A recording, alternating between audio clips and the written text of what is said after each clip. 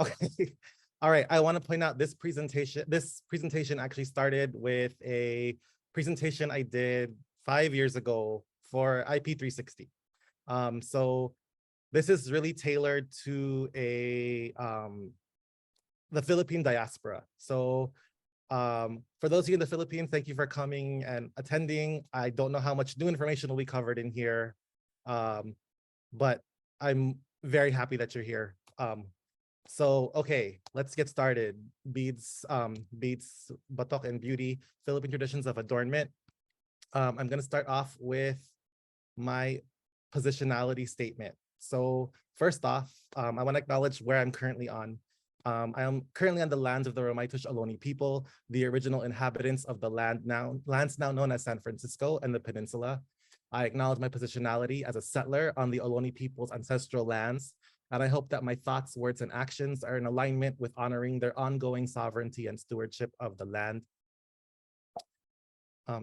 I also want to recognize my positionality as a mixed heritage Filipinx American with Southern Tagalog, specifically Cavite and Batangas, and South Asian ancestry, who's born and raised in the diaspora. I also want to acknowledge the Manila-centric / Tagalog hegemony in the Philippines and in Philippine studies, and also the ongoing settler colonial projects that directly impact the lives, experiences, livelihoods, passions, and dreams of Indigenous peoples in the Philippines and in the diaspora. And lastly, I am not speaking for any particular groups, but sharing information that was shared with me by culture bearers from different ethno-linguistic groups in the Philippines. So whenever possible, I prioritize using their first-person narratives over my own voice. Also, I approach all my work with an ethnic studies lens. So I'm not a historian or an anthropologist, and I do not approach it with that lens. Okay, so let's get started. One of my mentors is Dr. Lenny Strobel. And this is not her native attire, right? Dr. Lenny Strobel is a native Kapampangan from the province of Pampanga in the Philippines and now resides here in the Bay Area. But she's wearing the clothing of the Panay Bukidnon from the mountains of central Panay, an island in the Western Visayas. And she was there doing field work in that community, and she was gifted this this outfit by a member of the Panay Bukidnon community. And when she asked this woman, you know, what do you want me to share about you and your community? This was the response she got from this woman. We want to be allowed to express our beauty. So that's how I want to frame today, okay? These are not the words of Dr. Lenny Strobel, but these are the words of an Indigenous woman living on the island of Panay, okay? And I want us to think about that when we think about how we view this idea of beauty and how we view Indigenous people throughout the world, but especially in the Philippines, right? This message of we want to be allowed to express our beauty. And that's really how I'm gonna frame today's talk. And when I think of beauty, I also think of Filipino, right? It's a beauty. Philippine languages are beautiful. And there is a beauty and power in Philippine languages that cannot be conveyed in English. And as a current teacher of Filipino, but as a former Filipino language teacher at UH, I would often show my students this film called Ang Sayaw ng Dalawang Kaliwang Paa, or The Dance of the Two Left Feet, which also connects to some of the themes I'll be talking about. But in this film, there's this quote that I loved to teach my 201 students in Hawaii.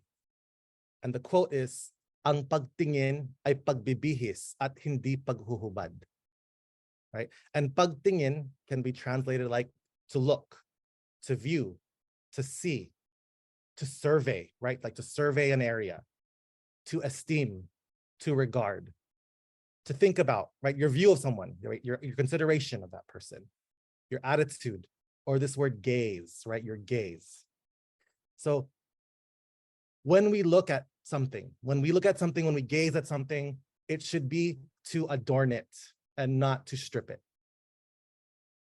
And so that's also something I want us to think about. And this also relates to this idea of decolonization, right? And how we can like rethink the way we view, rethink how we gaze at ourselves, at our families, at our communities, at other Filipinos. Okay, it should be to adorn each other as opposed to strip each other down.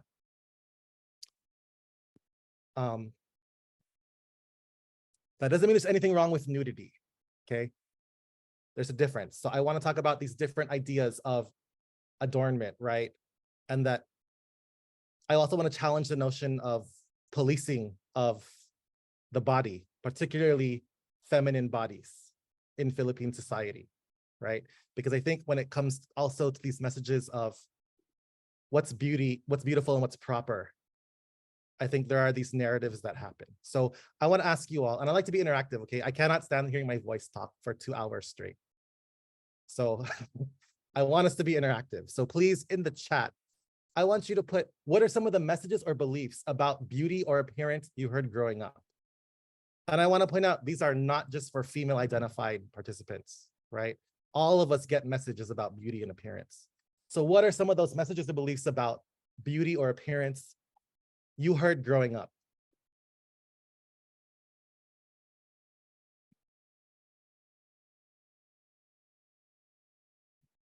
So having a sharp, or like, I think it's English, but a nose that comes out, right? Having light High skin. bridge the nose now. I Yeah, bridged. thanks, Yeah, okay. Beng. Thank you. Reynalyn says white equals pretty, so use papaya soap. Mhm. Don't spend too much time out in the sun, iitim ka, so if you're dark, you're ugly. Payat equals pretty. So if you're thin, you're pretty. Ouch. Fair skin with no scars. Kayumangi is inferior. Oh, no showing of tattoos. Go ahead, Raju. Less body modification. We're gonna look at that today. And no showing of tattoos. Okay, so I have 2 tattoos on my body. You'll see some of them today. Okay. All of them were done in the Philippines, and I remember, even when I like, I feel like all of us have our tita's voice in our head, right? Whether she's there or not, we can hear her. So I remember when I first got tattoos, right? My strategy is to go hard or go home. So my first tattoo, 5.5 hours, right? Half my Wow. and So go ahead.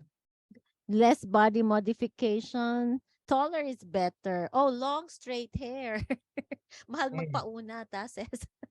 Long hair is beautiful. Okay. Yes, For women.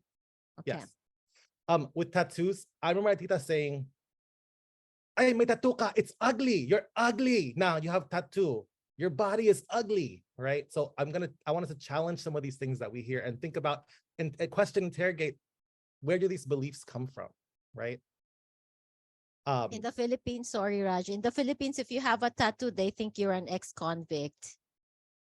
There's only people who, were incarcerated have tattoos.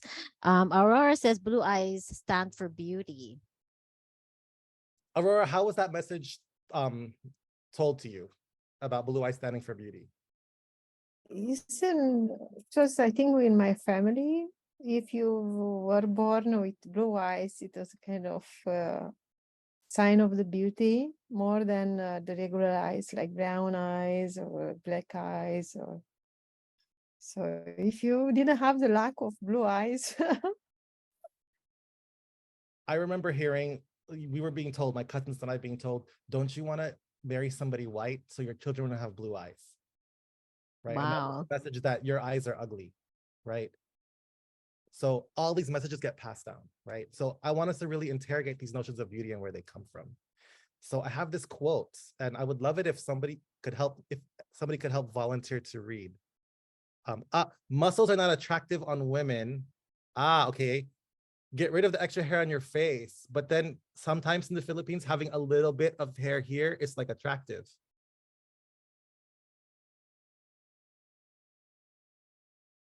There's also all these things about hair on the body, right? I've been told certain things about, oh, you have hairy legs, you have hair on your body, so you must be like, yeah. Balbon is attractive for men. Yeah. Okay, so can I have someone read this quote that's going to come up? It's a kind of a longer quote, but can I get somebody to please read it?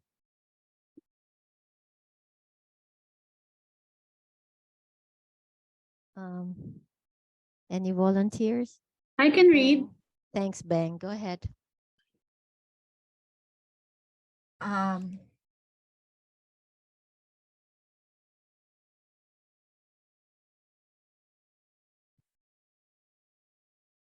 Beng, I think you're muted. Then began a new era for the Filipinos. Little by little, they lost their old traditions, the mementos of their past. They gave up their writing, their songs, their poems, their laws, in order to learn by rote other doctrines which they did not understand. Another morality, another aesthetics, different from those inspired by their climate and their manner of thinking. So what does this mean to you all? Okay. Little by little, they lost their old traditions, the mementos of their past. They gave up their writing, their songs, their poems, their laws. What does it mean to give that up? Your writing, your songs, your poem, your laws. And you give it up to learn other doctrines which they didn't understand. Another morality, another aesthetics. Yeah, your culture, right? So many parts of your culture, your songs, your poems, your writing, which for Filipinos, that's your history too. Our history was passed down in oral traditions. We had writing, but it was passed down in our songs, our poetry, right? So you give up your identity. And then you learn other doctrines, which you don't understand. Another morality. What is morality?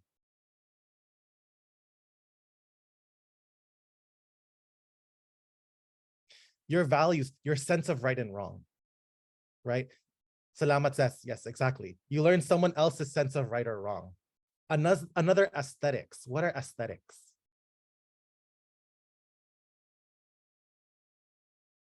A sense of beauty, right? That's different from that which is inspired by the climate and manner of thinking from our culture, okay? And then this person goes on. So I think it was, I saw someone else unmute. Was it Angela? Do you want to read the next part of the quote? Then they declined, degrading themselves in their own eyes. They became ashamed of what was their own. They began to admire and praise whatever was foreign and incomprehensible. The spirit was dismayed and it surrendered to this disgust of themselves. Wow, harsh. Okay, so this person's saying, became ashamed of what was their own, began to admire and praise whatever was foreign and incomprehensible. And they surrendered to this disgust of themselves, right? Or we, right, us and our ancestors, surrendered to the disgust of ourselves. How do you all feel about this? What are your thoughts and reactions to this? Our epistemology shifted because of the colonial influences. Yeah. Climate, maybe political climate, not necessarily like geographical climate, geological climate. Yeah. What are we reading right now? That's a good question. So who do you think wrote this, right? Who said that?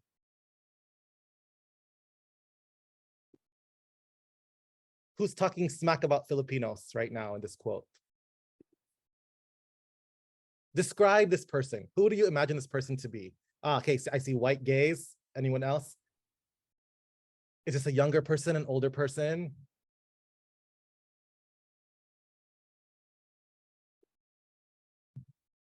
You think it's a male identified, female identified, non-binary person?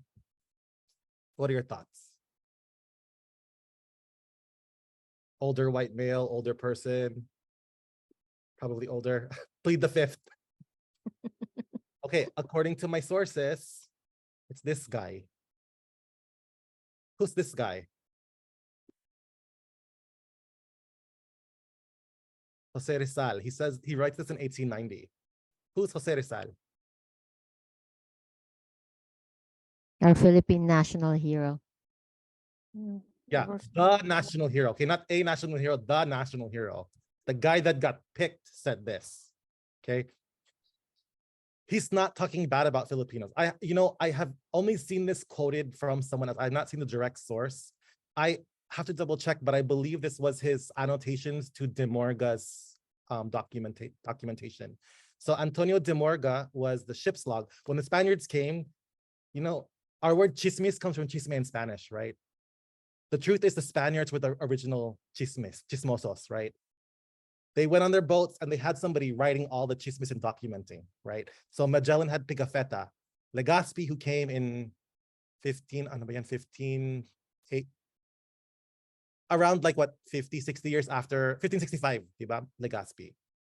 Had Demorga on his boat, and they were writing notes about what they saw in the Philippines and talking about people. And so Jose Rizal took that and then did his edits, right? And said, nope, nope, nope. So I believe this is him saying, you know, if the Spaniards said, oh, we improved the conditions of the Filipinos, we saved them, we civilized them. He's saying, no, this is what you did. You actually did damage, really harsh damage. And I think it's also his saying it's a call to action, okay? His call to action came in 1890. We're about 133 years late, right? But that call to action is still there. How do we, you know, really challenge what was happening? How do we not buy into these other doctrines, these other beliefs about ourselves, our culture, who we are, and how do we challenge it? Okay. So how do we, you know, he's talking about how he went from this being beautiful to this being the ideal, right? And then looking down on this. And how do we not look down on our, you know, our pre-colonial past and our indigenous communities, right? How do we see both as beautiful? Okay, so I have a commercial. So I like to incorporate pop culture. So I have a commercial that's going to incorporate some of these things. And I want you to just see what are the messages in this commercial. It's an older commercial now, but it's still relevant. It's from the Philippines.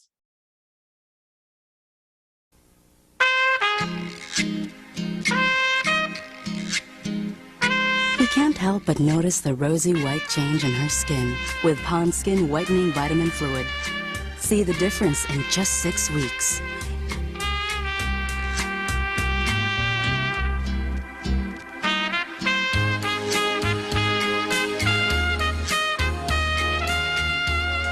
Now in cream and fluid. All right, what did you see? So I see colorism. Okay, what else did you see in here? There's a lot in this commercial. It's not even 1 minute long, but there's so much you can unpack in terms of aesthetics and beauty and what Jose Rizal is talking about. So what are some of the messages that you get from this, this video? Other than buy our product, other than that, what are the other messages you get?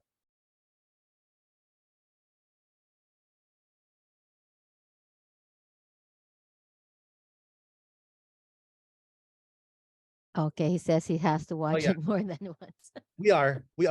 I'm gonna play it again. I have it lined up again. But I want to hear some reactions first. Anyone? Precious says, Maricar, would you like to elaborate, Precious? Oh, hello. The artista, her name is Maricar, so she's known to be very maputi yung balat like that. Aurora says it's used for all genders. Okay, in terms of gender, what are the messages about gender? Sorry, I forgot to go to the next. Bisexuality. Okay, intersexuality, yeah, okay. There's a little bit more too in terms of, okay, what does it say about beauty?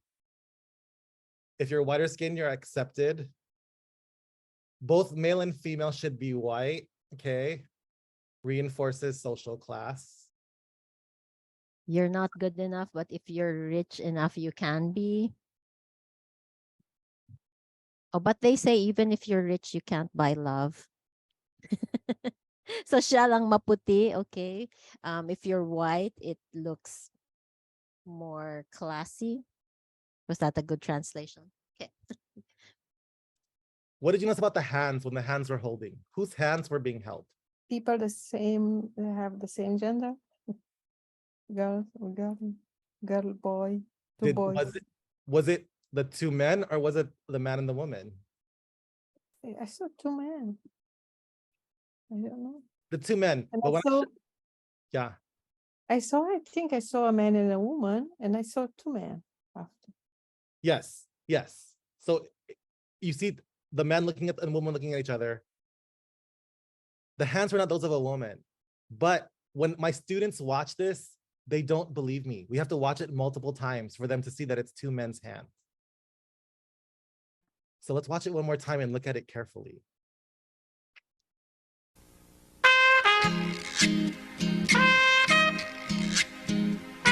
We can't help but notice the rosy white change in her skin with Pond Skin Whitening Vitamin Fluid. See the difference in just 6 weeks.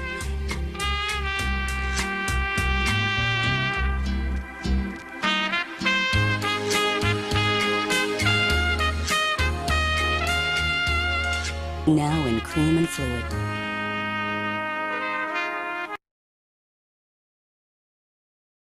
Okay, now any thoughts or reactions to what you saw?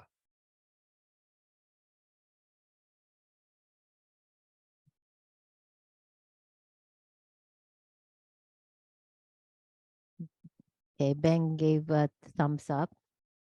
Anyone else?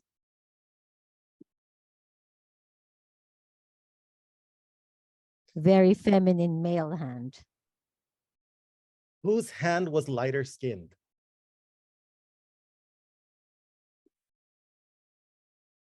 Bang says it's more inclusive in terms of gender. It's more inclusive in terms of gender and sexuality, but it's still sending a message, right?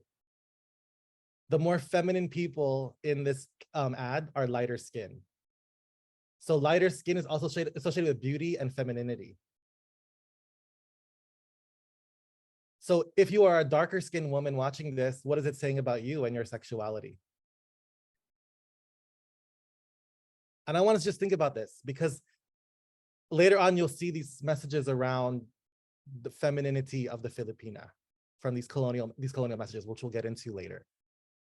Okay, but this commercial for me is how I use to introduce these two systems, right? Of these colonial systems that any colonial society needs to thrive. So white supremacy, according to the late Elizabeth Betita Martinez, she described white supremacy as a historically based, institutionally perpetuated system of exploitation and oppression of continents, nations, and peoples of color by white peoples and nations of the European continent for the purpose of maintaining and defending a system of wealth, power, and privilege. And in the Philippines, the society was stratified based on race and ethnicity, right? During the Spanish period, there literally was a hierarchy. The Peninsulares, Insulares, the Mestizos, and then at the bottom were the Indios or the Masa. There was the Principalia and the Masa, right? The Masa was all the indigenous folks. So you do not have to be white or of European ancestry to buy into and uphold a system of white supremacy, right? It is a system that we are all under, right? Whether you are on the top or on the bottom. And so sometimes we, in our families and in our communities, uphold that system, and we pass it on within our families and communities. And that's earlier when I asked you what the messages you got, that's how we kind of reinforce those systems. Yes, Jose, ang sistemang kasta, exactly. And then there's heteropatriarchy or cis heteropatriarchy. When I was a grad student in Hawaii, heteropatriarchy was too big of a word for one of my professors. So I put the cis in parentheses, you know, if it's too much for some people. But cis heteropatriarchy is a system that privileges male heteronormative dominance, where men have power over women, heterosexual people have power and privilege over queer people, and cisgender people have power and privilege over trans and non-binary people. Okay, and again, we uphold these systems whether or not we are oppressed by them, right? We can uphold these systems, or we can choose not to. Yes, exactly, Bang. So some people who are most oppressed still uphold and reinforce that oppression. So, you know, we're just getting started, but this is how I want to introduce, we can't talk about beauty without talking about these systems of oppression, okay? So this is the Philippines. So I'm going to talk about a couple of different communities. So I want to give folks context of where we're talking about. So this is not in any particular order of how we're going to talk about it today. I'm talking about it by theme, but just so you know, for places. When I talk about the Cordillera, I'm talking about the mountains in central Luzon, right? Specifically talking about the provinces of Kalinga and Ifugao.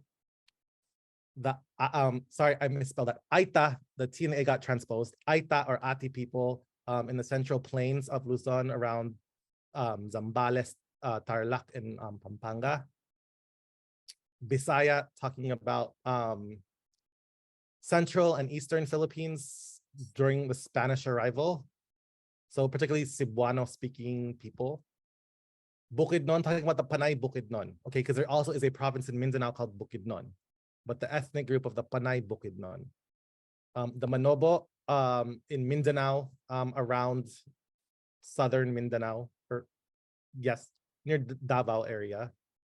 Taboli in the uplands near Lake Cebu in South Cotabato. The Maguindanao along the, I guess you would call that Western Mindanao, outside of the peninsula, but on the coast by Cotabato, the provinces of Maguindanao, Sultan Kudarat, and that area.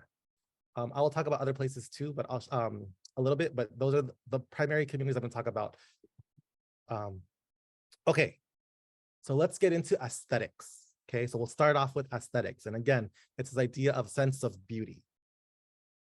So I'm going to start off with this community, as the Spanish called them negrito, okay? And this is from Spanish documents. I believe this one is from De Morga's documents.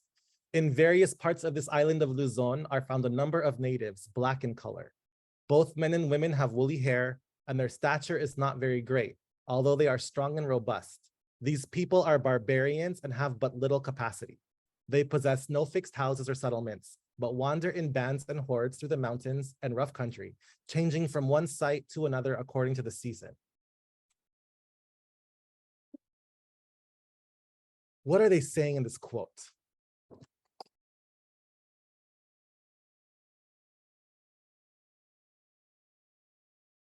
Savage, yes, right? They are barbarians, they're savage, and they have but little capacity. What does little capacity mean? What are they really trying to say?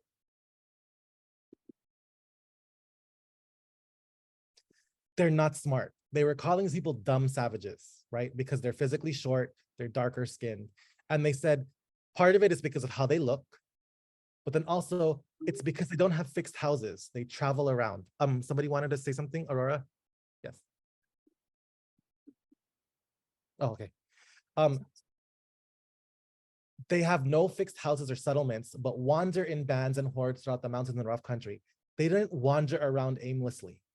They were practicing kaingin farming, right? Or slash and burn farming. The Philippines is a tropical country. Tropical rainforest soil rainforest usually it needs a regeneration of leaves, right? So you don't farm the land consistently. You have to regenerate the soil. So they would farm, then leave, let the forest regenerate, let the nutrients regenerate, and move somewhere else. So they were living according to their environment. But they were judged on the Spaniards' basis of what is appropriate, what intelligence is, right? So yes, tama, assuming and judgy, napaka-judgy, right? Talking down their intellect and knowledge systems, absolutely, right? These assumptions. And this term negrito, right? It's a Spanish word. Their words for themselves, there's many other words too, but some of the most common ones are aita or ate, which means human or person in their languages, right? But they were labeled by the color of their skin, versus they see themselves as human, right? And I put this in because there are still stigmas and stereotypes about this community, and there are different derogatory terms to refer to this community. I'm not even going to use those terms and give those terms life. For those of you who know what they mean, you know what they are. You've heard them, right? But even the way in the media today in the Philippines, these communities get portrayed. And I want to point out, like last year, was it last year, ba? Or 2 years ago, right? Under President Duterte, the Philippine National Police made 2 or 3 Aita leaders eat human feces. Okay, so when I talk about allowing Native people to express Indigenous people in the Philippines, or IP as they're referred to in the Philippines, to express their beauty. It means allowing them to have their dreams, their hopes, their passions. Okay, and so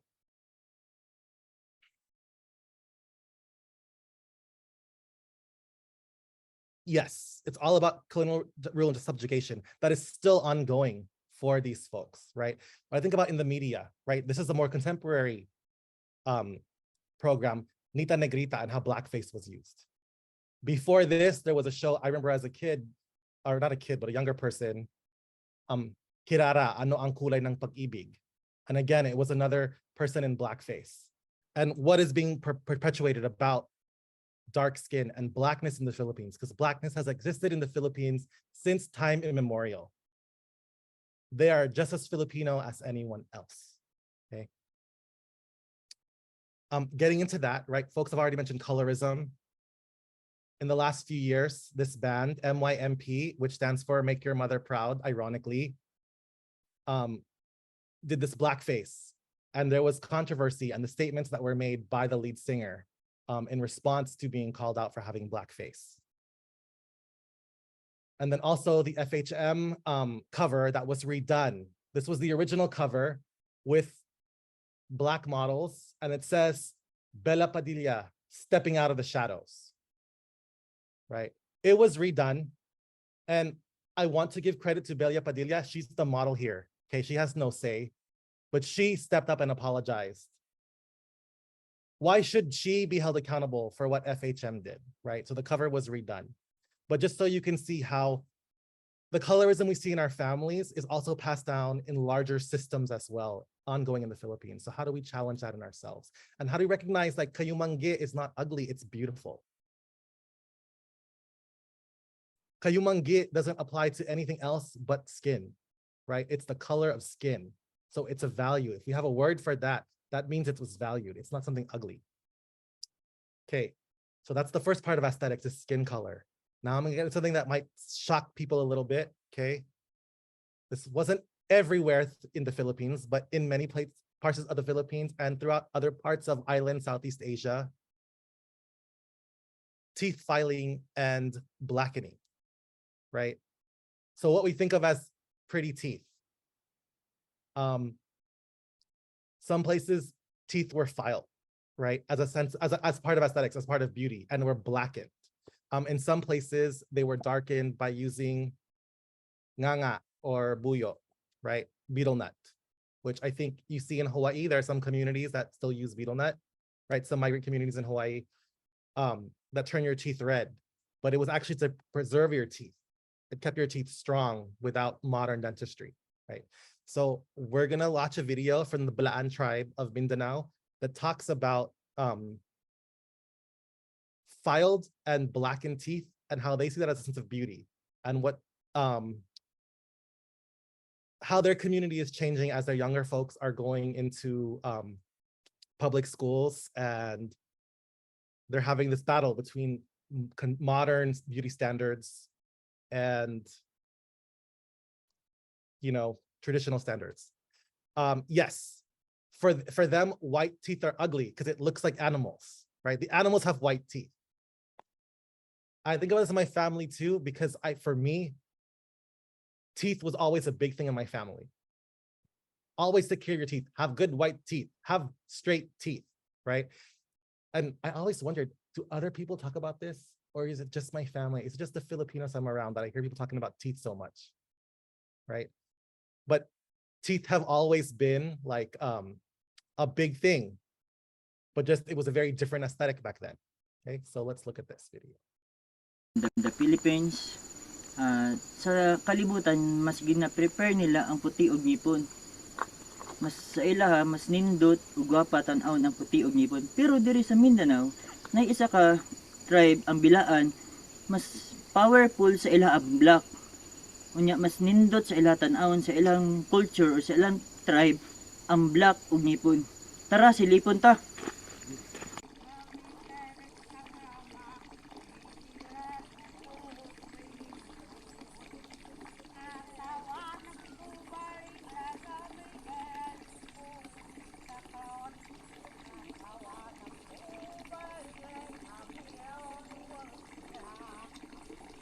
Nalasan na nunong mi. Nalasan pana. Nalasan kayo. Sinues. Jemi tondun. Pitayam kifen ablaan. Do kami panwuni. Magusto mi akong dinib saja. Landawan. Magusto dah di jemi. Ab saja. Landak bajaran. Pungun tuam datal. Pungun dito rilamab saja. Pungun dito rilamab saja. Log magot ko parah nun singkong.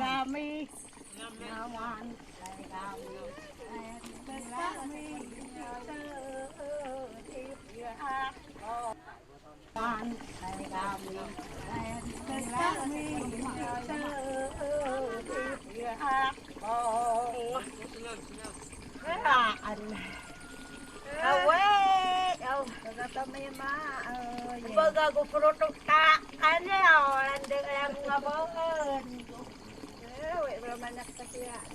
Tilakitin bulfin karian nimbung lakoblaan tanimoen.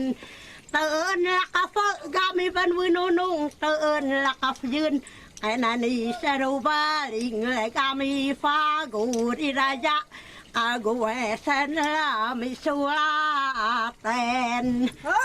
Iya, doon nun nga ni, do farah fitam kifen mi, do farah mi kami gulam naktuenan. Do farari kami kabaan. Migang. Yero ragit maniling parasan. Yan ni mauguni mama ako, kahguriba ako. Sadlo yusin.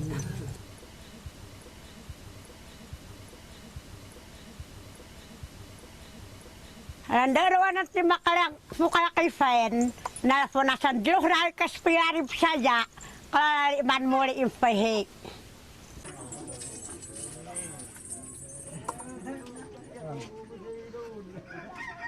Yeah, bak tanduk di mifaki dua ni bemim kami kebaan dua mata mi klifet.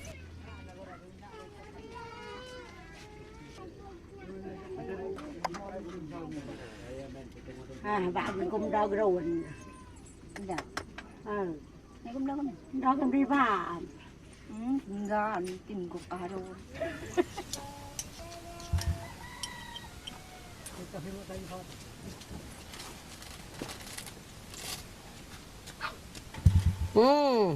Cảm ơn ông. Mẹ này thôi. Mợ cứ ghê. Thôi có gứt mưa ạ. Tiên rồi anh gạo anh ấy nát vùng bạn. Buộc hai cái phèn mà ngơ. Là phải chạm cái phèn. Lagi tani di gami kabaan. Lo gami pola gami tigu mang ma. Baam gami banul ni ton. Ut mabang kemalikano, mismum pagok kubaan, dugan nagafet diam baan itabang. Yada naman di aniton fitam kifen, aniton fitam kifen, sana mi kasien kami tanak gumi mak pulu. Yada naman. Anda kami kablaan, lati mi fgilug kub saja fitam kifen.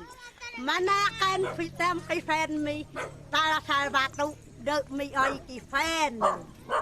Jero namen kub saja ajem, kub saja.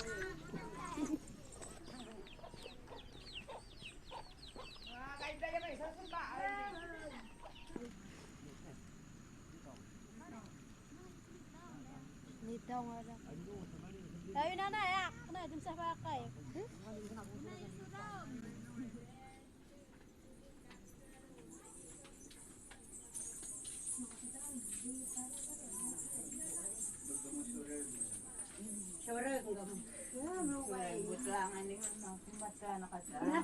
Taga mo sa tayo ni Saro ni Baon ni makutama ni Pok.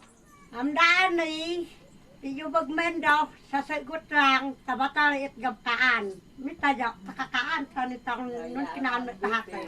Nakano ko ta pamanay kay. Bugi daw han ko ye bi amna yung tuwa gido ga bagmake. Lang ada ikagtarang. Wala gan na kay pinto gira timbok to. Akala piligan ko. Wan tagamo ko wala kanam tagitas may rawat na mga tagamo. Mutra jam ko ba ani mo sa ko gandut. Dim sa pam dari mo ko panaan.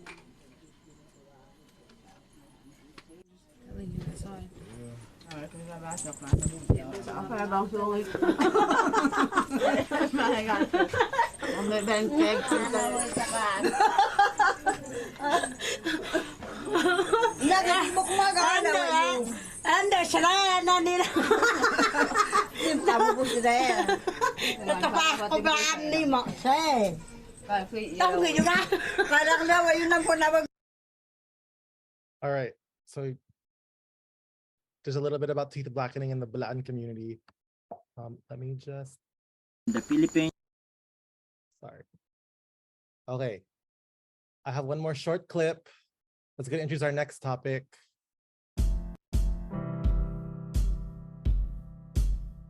Yes, it's true. After this, it will hurt to stand. But I need to do this to become a man. My mom says I'll grow taller when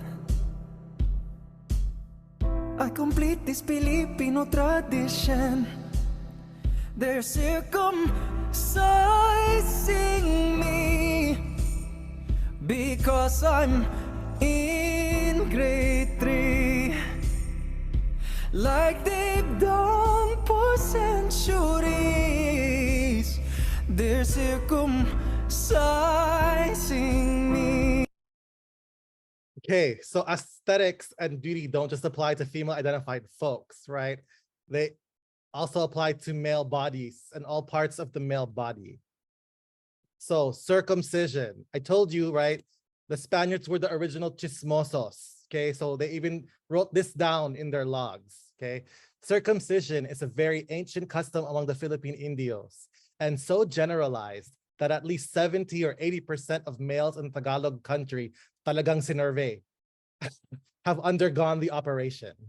Those uncircumcised at the age of puberty are taunted by their fellows, and such are called supot, a word formerly meaning constricted or tight, but now being extended to mean one who cannot easily gain entrance in sexual intercourse.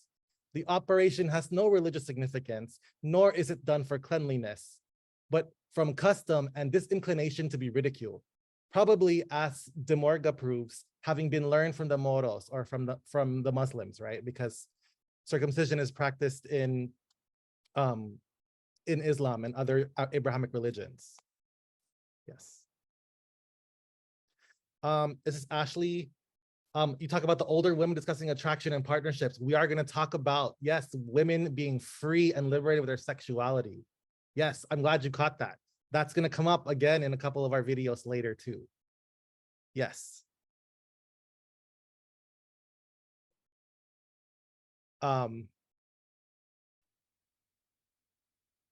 They refer to it as pag-i-Islam. Oh, that's interesting. So it's not just circumcision. There's more than circumcision that we're going to talk about, but that's going to lead us into beadwork and jewelry. Okay, so here's our first image that might be uncomfortable for some people. Okay, the ampalang is a piercing that goes across the glands of the penis, right? And it was recorded by the Spaniards in pre-colonial times, especially as the Spaniards first came to the Visayas. So in the Visayas, okay, it was called a tugbok. Here's an image of folks from Borneo. I think they're Batak from Borneo, with ampalang piercings. Okay, so You can see it goes across. According to the Spaniards, there's documentation and there are actually artifacts of some with spurs on the ends or spikes. And it was created to give the partner sexual pleasure, right? The focus was not the man's pleasure, because obviously that's pretty painful to put in, but the focus was pleasuring the female partner, right? And this type of piercing was found in parts of India, Malaysia, Indonesia, right? Celebes, Borneo, and the Philippines. So I think somebody mentioned earlier, oh, don't have too many piercings, don't have too many tattoos. But as we can see, for the longer part of our history, that was actually a big part of it. And we don't talk about this much, right? And people are like, oh, no, but it's not anymore. Yeah, right. Okay, there's articles. Seamen, right? Or Filipino sailors, particularly, I believe in like the 80s and 90s, would put bolitas in their penis, right? Or little metal balls or pieces of plastic so that they would have bumps and ridges on their penis to pleasure their partners, particularly when they were basically hooking up in different ports, right? There are multiple articles about this. So this was a practice that was done in the 80s and 90s, you know, in the cabins of cruise ships, right, by Filipino workers without anesthesia or like, you know, professional medical equipment, okay? But you can see it's carrying on this pre-colonial tradition. And, you know, and as much as the Spaniards called Filipinos savages and inappropriate and ungodly, right, they sure did a lot of observing of sexual practices and then writing it down. I just want to point that out. So there's a dearth of information on like different pre-colonial sexual practices, but there was an emphasis on, you know, sexuality. You know, for me growing up, a lot of my female cousins, their whole sexual education was just, close your legs, right? That's pretty much it. So I wanted to challenge that too when we're thinking about, you know, in terms of aesthetics. Other forms of adornment include bracelets. So these are two Manobo weavers I actually got to meet and interact with. This was in South Cotabato, but you can see they are weaving this pattern. A lot of the patterns you see in the textiles or on like bracelets also show up in tattoos, which I'll talk about later. But for those of you in Hawaii, right, you see Lauhala bracelets everywhere. Just so you can see connections between Philippine cultures and what you see in Hawaii. Because I think especially for those of you in Hawaii that grew up Filipino in Hawaii, I think there's often a stigma or a shame around being Filipino. So I want you to see that there are connections and resonance, right, with other communities across the Pacific, right? So these bracelets are made in Hawaii, and then this one is made in the Philippines by a Manobo weaver.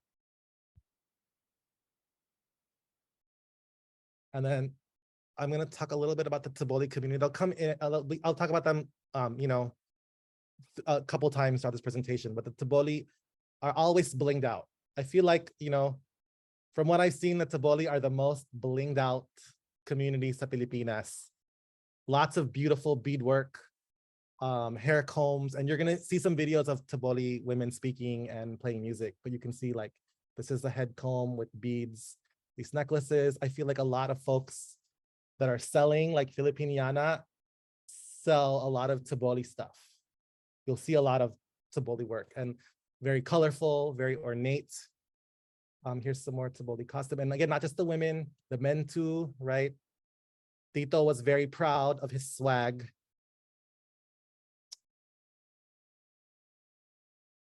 Flower uses, you know, not in the communities I saw, but I would like to do more research. So I think that would be a good one. But all of these are, well, okay, a lot of these were originally plant-based things, right? Now, because of colonialism and capitalism, it's plastic. It's not good for the environment, right? But metal was original. And then a lot of these beads were actually plant materials. In fact, here's the plant that was used. In Hawaii, it's called Job's tears. And I remember being at the edges of taro patches in Hawaii, and people would say, oh, that weed, it's just sitting there. Some people make lay out of it in Hawaii, but it's like considered a weed. In the Philippines, it's called tigbe or adlay. There might be other names for it as well. But I was taught that that's what the Taboli actually used to originally make their beads out of. Where these so again, this resonates across the Pacific. So when you're walking in Hawaii and you see this weed, know that it's an important plant for many ethnic groups in the Philippines, right? And you can just see it growing when you're walking around over there, right? You might not appreciate it or realize it. Some other communities, the Talaandig. These are the Talaandig. This Talaandig community is from the province of Bukidnon in Mindanao. This is Wawai Sawai. He was there a year ago, I think, at Vivi Collective. He's a musician and artist, and this is his mom by Liza. So you can just see some of the costuming and the differences, right? If you look at the Taboli costumes and then Talaandig, Panay Bukidnon. So you can see similarities among some groups and various parts of, various other islands. And then within one island, you see like huge difference in clothing and adornment.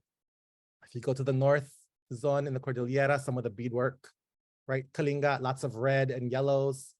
And then that's Kalinga. And then this one is Ifugao. It's mother of pearl. Again, Hawaii connection. You see this type of adornment throughout the Pacific. When I was in the Ben Cab Museum and I saw that, I said, oh my God, it looks like a Tahitian outfit. And so I had to take a picture of it, but you just see this resonance across the Pacific, right? And again, right, these are the folks that live in the mountains, but they're using things from the ocean. So understanding the history too, right? The folks that live in the mountains didn't always live in the mountains. They got pushed higher and higher as other folks kept coming in. Okay, I've been talking about a lot, trade networks, absolutely. Any questions or thoughts or comments? I feel like I'm talking too much. Am I talking too fast? Let me know. When I get nervous, I tend to speed it up. Okay, we're gonna go into weaving and malong, right? So weaving. So in the Cordillera, I'm not an expert on Cordillera weaving, but here's some different examples of weaving, right? From different ethnic groups. This, I believe, is from in Banawe, but I can't remember where in Banawe. But these are different examples of weaving. When I was teaching at, they are beautiful. When I was teaching at UH, one of my students is Ibaloy, which is a Igorot ethnic group. And, we did a talk like this, but it was in person at Hamilton. And she let me use her dad's vest, and I was so honored. But you could see like the family lineage design in the vest. So, these are not like, I'm a very avid collector of fabric and textile. I love it. But also, I don't just hang it up, right? These are legacies of communities. They tell stories and they have different purposes, right? Some blankets, these are not blankets up here, right? These are tapis or skirts, but like some blankets are meant. What was that? Oh, there are some blankets are meant for death. So there's an article I used to use in IP360 saying, be careful what you take and put up. Like if this is about for death, don't put it in your living room. Please don't give it to your Lola to keep her warm. So it's important to know the purposes behind these. These are cultural pieces, right? They are not separate from these cultures. It's important to remember that, yeah. Wooden pouches being sold in Baguio and Liliu Laguna. Yes, yes. So this is in the north in the Cordillera, and then going south. So in the Cordillera, so again, this is the Cordillera. So these provinces here in central Luzon, or the mountains of central Luzon. Maguindanao, which is a Muslim community in the south. I showed you on the coast of Mindanao by Cotabato. So none of these folks are Maguindanao here. She is Maguindanao, right? So notice the difference, right? This headscarf. I always grew up thinking, okay, everyone Muslim in the Philippines wears a headscarf like that. When I went to Cotabato, I found out that's a more contemporary convention, as Filipinos would go abroad and Muslim Filipinos started working in the Middle East and doing the Hajj in Mecca. They saw that over there, women had their heads covered. But for the Maguindanao originally, they would do a side ponytail. Oh, with flowers. There's your flowers. Who asked me that? Ashley. They would do a side ponytail with flowers, and that was a sign that you were a Maguindanao Muslim woman, right? So this idea, this is what we see today, right, throughout the Philippines to identify Muslim women. It's a more contemporary convention in this style, right? And then folks are wearing malong, different fabrics, but this is more traditional Maguindanao, or this is Tausug, I believe, right? But you can see, again, no head covering here, not the same kind of head covering. This is Maguindanao, and this is part of ritual. So when we were in Maguindanao, they did a pag-ipat ceremony, which is a healing ritual. It's a beautiful ritual. It's amazing, and it was an incredible experience. It was also very different from what I'm used to. It's a little bit scary for me the first day. But then at the end, it's like, oh, it was a 4-day ritual for us. Normally it's within what is it called? Multiples of 7, but we weren't there for that long, right? So on the 4th day, at the end of the ritual, I was like, oh my God, this feels like a binyag. Oh, I get it now. This was the last day, right? Where it felt like a binyag. They look like royals, okay? There's many ways to wear a malong. It's not a blanket. So a malong's like a tube of fabric, and you can wear it different ways, which is why I show this picture, because there's lots of different ways. They're not royals. This is part of the ritual, and they are doing a dance. So if any of you do cultural dance, the dance now is called sagayan. And when I saw it, and I saw it done by these folks in ritual, I thought in its ritual context, and then we went to another part of Mindanao with non-IP people doing their cultural dance, and they said, this is a dance about chickens. And they were going like this, looking like chickens. This is actually, they are warriors. They are representing Bantugan, who is a warrior throughout different communities in Mindanao, particularly in Muslim communities. And so they wear this when they go into trance to channel Bantugan and rid the community of disease and toxin, which is very different than mimicking a chicken. Okay, so again, it's important to connect to the original communities and know the stories and know, what we're passing on and sharing. So yes, of Darangan, yes. And the ritual actually happened in this house. So you can see, again, lots of color, lots of music, lots of food offerings that were then eaten later. So again, Philippine food, music, and ritual, right? All in this, okay? With kulintang playing all night long, right? As we were participating in this ritual. And then here we are. Okay, so this woman is by Mariam Nasturia, the late by Mariam Nasturia, who would have been I don't know if the Sultana of Maguindanao or a Sultana, I don't know exactly, but she would have had high status, right? And so this is what she's wearing. She's wearing her malong. I'm showing her because what she said to us, at least she said it in Maguindanao and then was translated into Tagalog. So according to what was translated to us, she said, you all Phil-Ams are coming here to Cotabato to learn about Maguindanao arts and culture. She said, you came from America to learn about us, when here in our own country, we are looked upon like rats. Okay, so that's why I put it in here. And she's no longer here, but she was such a sweet, kind woman. And again, when I went to Mindanao, my family in America said, don't go to Mindanao, you're gonna die. When I went to Manila, oh my God, you're gonna go to Mindanao, you're gonna die. Okay, iba sila, they're different, they're not like us. But this woman treated me like my Lola. And I can see my Lola's face in her eyes, right? So that's part of what I want to talk about this. Like today, I'm talking about beauty, the sense of beauty, and allowing indigenous people to express their beauty, their dreams, their hopes, their joy, their art. So in terms of weaving in Mindanao, right, just like in the Cordillera, different patterns mean different communities. You know, this pattern, Yakan, which is from like the Basilan, Zamboanga area. There's a beautiful Yakan weaving center in Zamboanga, if you ever are able to make it.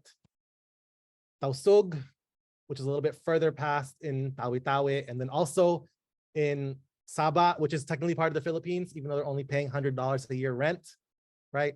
This is part of the Philippines, if not for America's intervention. Blaan, the community that did the teeth blackening, right? Over here in the provinces of like Sarangani and South Cotabato. I wonder if, sorry, I just was noticing on the this is Ashley, like that middle segment of the fabric. I wonder if that's for like a feline that would have been found in the area, because it's very like leopard looking, even though leopards aren't there. There is a leopard. Well, I don't know about in Mindanao at that time, but in the Visayas, there's the Visayan leopard cat. In The fact, cat, one yeah, was the just, cat.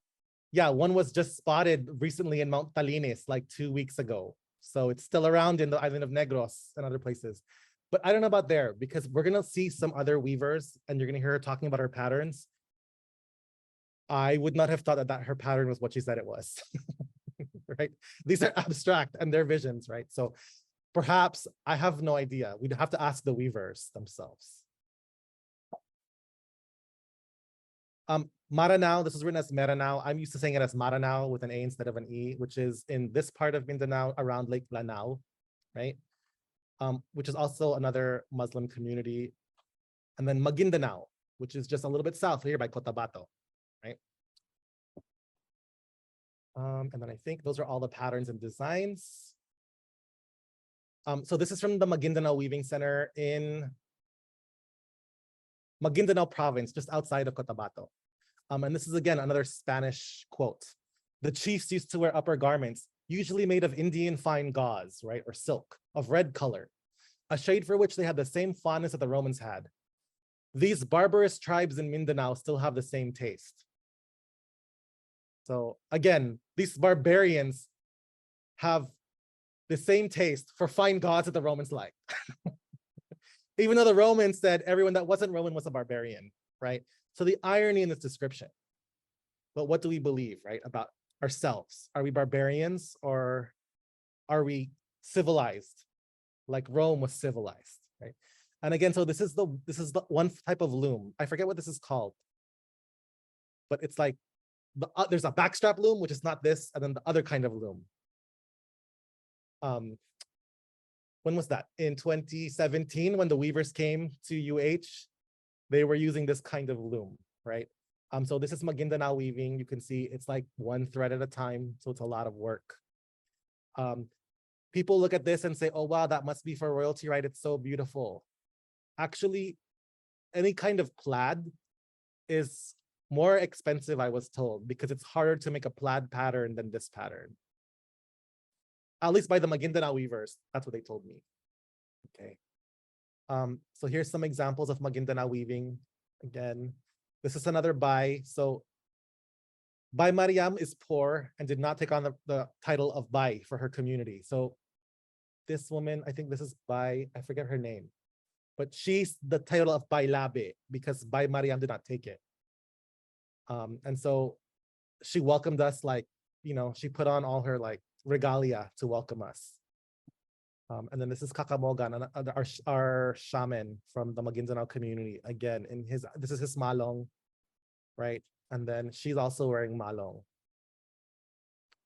And actually, I'm wearing malong, and then so is Pete. He's one of my. We were both on this group together in Mindanao. He's wearing his malong like I don't even know. That's not the right way to wear a malong. Okay, it should cover.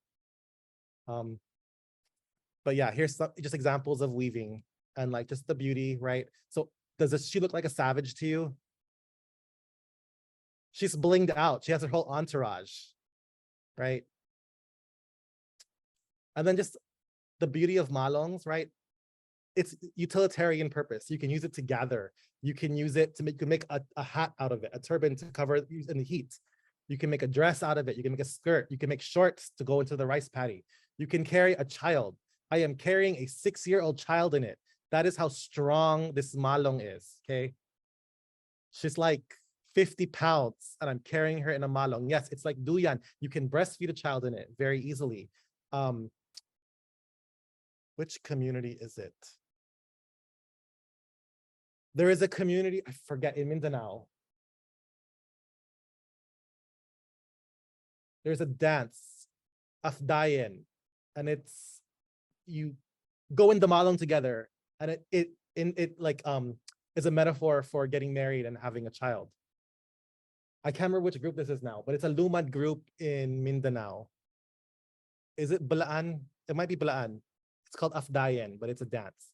So you see malong throughout Mindanao in particular, and throughout like Malaysia, Indonesia, different designs, different ways of wearing it.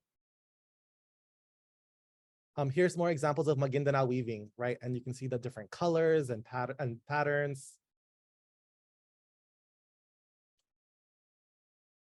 And also for the ceremony, I don't know if you noticed, what color stood out to you when I was talking about Maguindanao and you saw like the pagipat ceremony?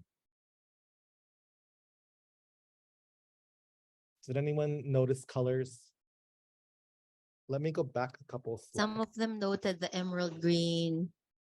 Okay, Jose says red, yellow, green, gold. Red, yellow, green are big colors for Maguindanao, right? So again, Hawaii connection.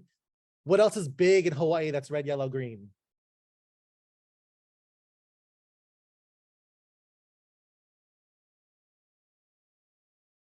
Reggae, exactly. Salamat, Tonton. Yeah. So just something to think about, like, right? When you see those colors in Hawaii and you want to rep it, you're also repping important colors for the Maguindanao people, okay? So red, yellow, and green was everywhere. And I was like, you know, like when I was there, right, you hear music and there's red, yellow, and green and fabric everywhere. And then there's incense. And I turned, you know, to Manay, our coordinator, right? And I was like, Manay, I feel like I'm at a rave. It's like there's music, there's smoke, there's all these colors and fabric, and people are going into trances and dancing. And do you know what she said to me? She said, why do you think our young people are so hungry to go to raves? Because we want our medicine that was taken from us. Because what I was in a healing ritual, guided with a shaman, right? So just something to think about. I know, you know, when I taught at Hawaii, I know my students go to raves, right? But I want you to think about something deeper, right? And what are you really looking for when you go to the rave? Yes, okay, so there's residents throughout the Philippines and fluvial festival. Part of Pag-ipat ends with a fluvial festival. There's connection to water. Salamat, Jose. And yeah, yes, so the boats go on the water. And you see this in lots of places, like even with the Peña Francia in Bicol. In Peña Francia is in Naga, diba? Naga City. I think the Virgin Mary's taken out, but there's also like a boat parade. Bocaue, Bulacan daw. You see this in lots of different places, yeah? So some things so I thought it was gonna be so different in Mindanao and this Muslim ritual, but I see residents even in Catholic practices in the Philippines, right? So there are threads that connect us together, right? Just like a piece of fabric will have many multicolored threads that are woven together. Asawawa, yes, and salamat, wawa, right? That's the original name of guagua. It only became guagua because the Spaniards couldn't say wawa. So yes, salamat, Jose, for decolonizing the name of guagua. I just learned that in a podcast a few weeks ago. I'm gonna use that with my family in Lubao. Because I'm always used to hearing guagua.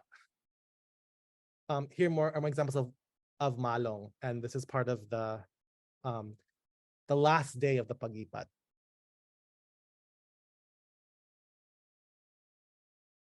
The malong has been used way before Japanese time. It's pre-colonial. So, I mean, there was trade between the Philippines and Okinawa and parts of Japan, different parts of the Philippines, right? Not everyone used malong, right? again, there's many different ethno-linguistic groups. Currently about 188 different languages, right? But there were even more before. Before we were all amalgamated into these larger language groups because of Spanish colonization. So Malong is actually used throughout Southeast Asia. Like it becomes sarong, right? In peninsula in mainland Southeast Asia, and then Malong throughout island Southeast Asia. But you see this throughout. Unfortunately, some of the weaving though, just like kapa in Hawaii, how kapa disappeared, because it's a lot of work. You saw that weaving, it's a lot of work. It's cheaper to buy cotton.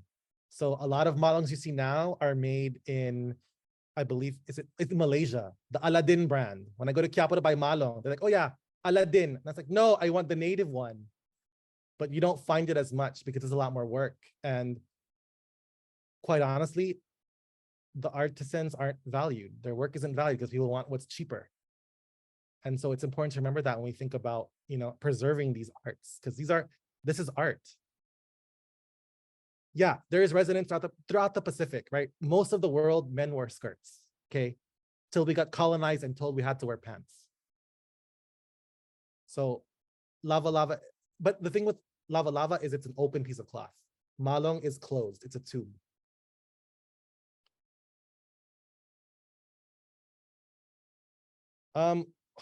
Jose, yeah, to Okinawa.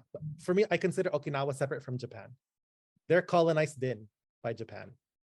So again, I'm not an Asian studies or a historian. I approach this from an ethnic studies lens. Yes, exactly. It's hard to hold a practice when you're under fire, terrorized for mining, extractive industries, when you are labeled as terrorists and attacked and bombed by presidents and by the government. Yeah, absolutely.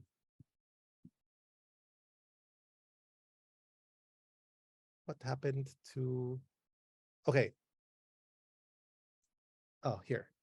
So just some more examples of different ways of wearing malong, different head wraps. Here's a tubao, right?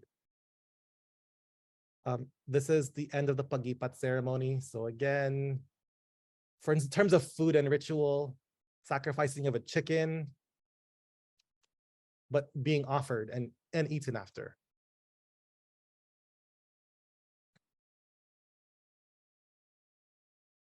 Oh, salamat peng, yeah.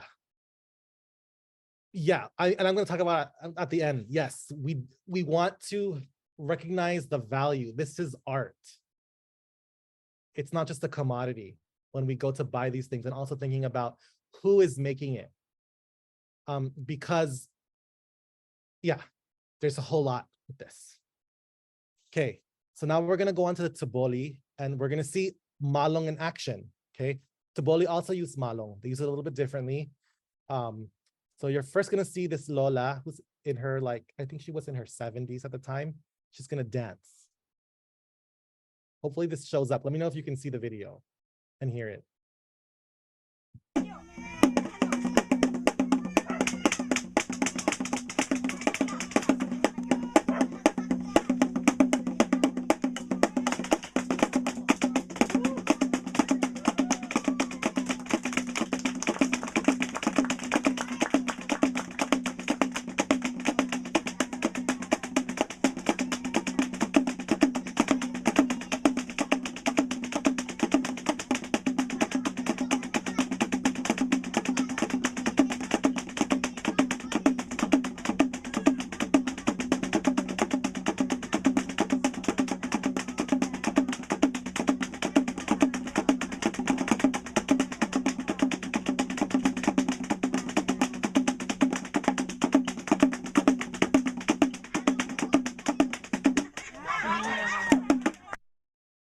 Okay, so according to her, she was wife number 16. Wow. Yeah. He must be rich to afford, Yeah, number 16. supporting all those women. Yeah, she said she was just basically doing the dishes and helping clean up and taking care of the kids.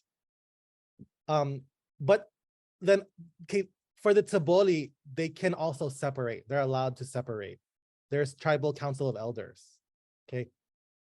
So mabuti pa ang Taboli may divorce, right? The Philippines does not have divorce. It's one of 2 countries that don't allow divorce.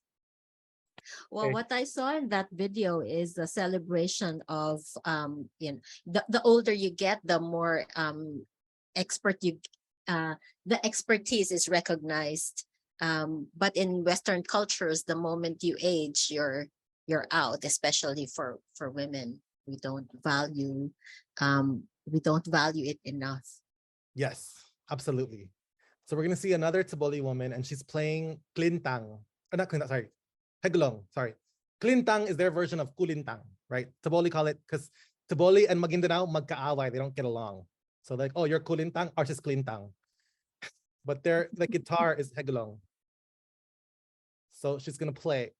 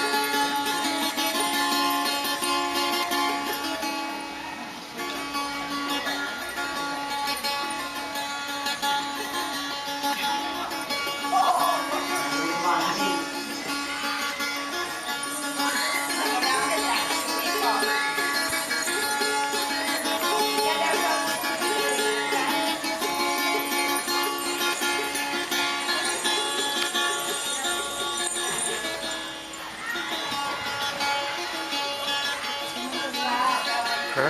Sorry. It's longer, that's what to call her.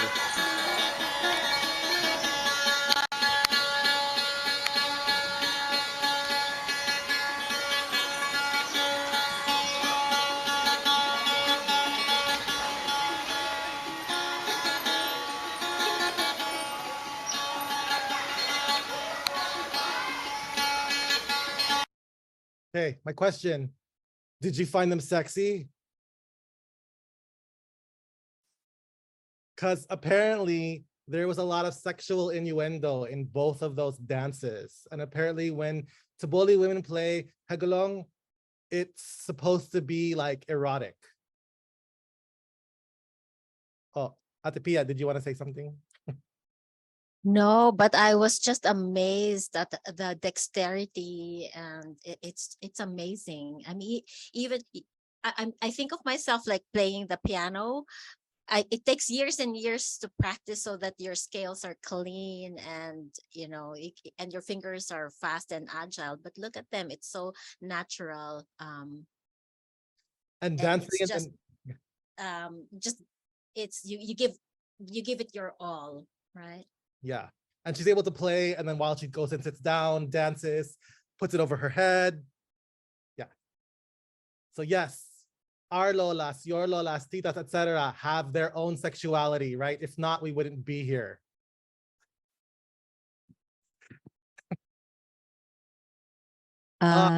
Jerome says music sounds very close to Dayak, Borneo.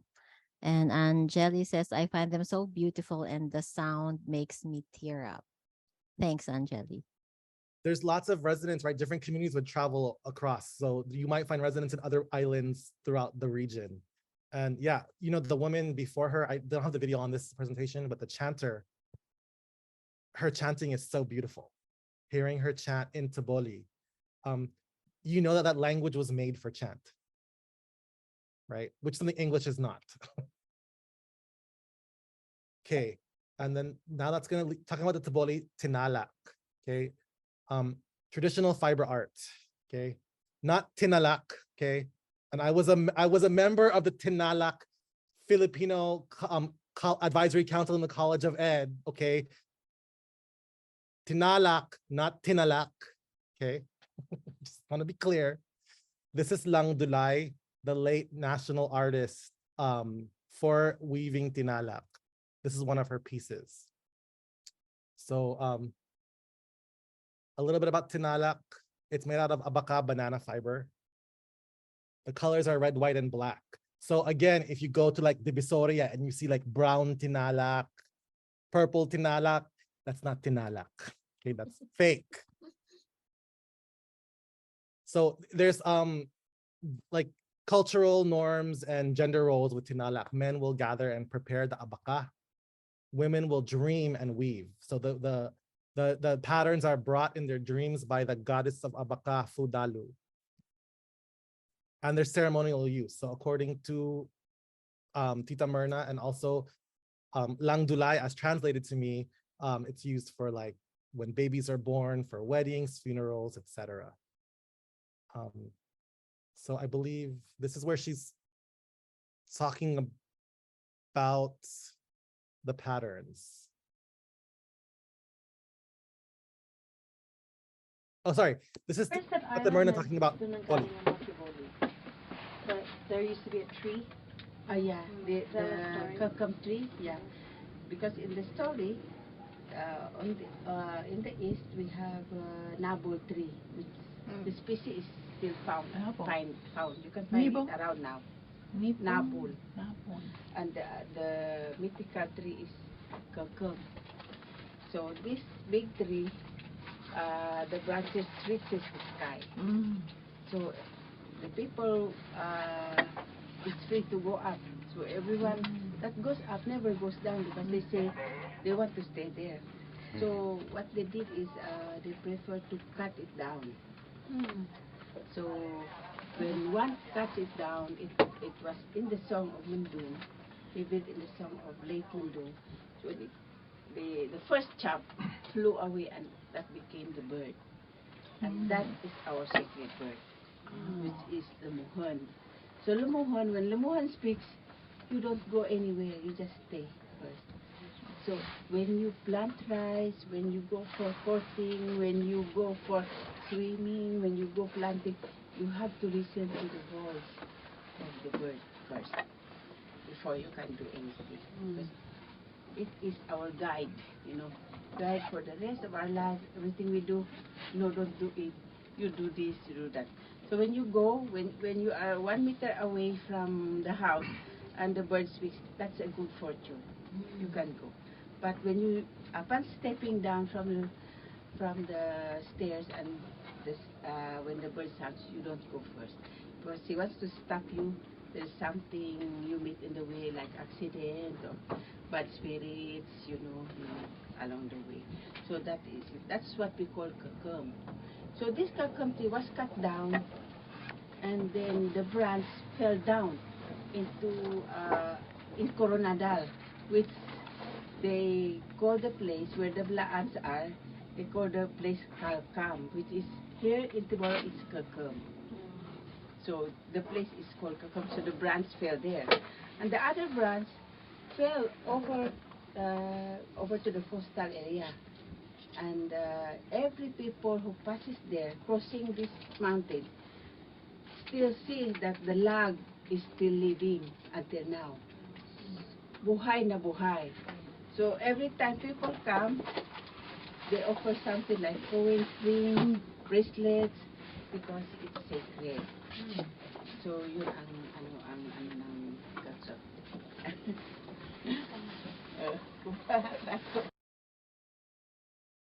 Okay, so she's talking a little about Taboli cosmology. She has one more short clip, but I'm gonna skip that for now for time's sake. But I'm gonna get into Taboli weaving. So this is like, these are the threads of abaca laid out. So you lay it out and stretch it. Then these are all knotted. You knot your design, then you dye it. So again, the colors are red, black, and white. So this is the knotting process. So here she is continuing. She's on this side of it. She's just working along and knotting her design. Then it's dyed. Then you take it and you weave, right? Then you will go and weave after you've dyed your colors on, and then you weave across with black thread.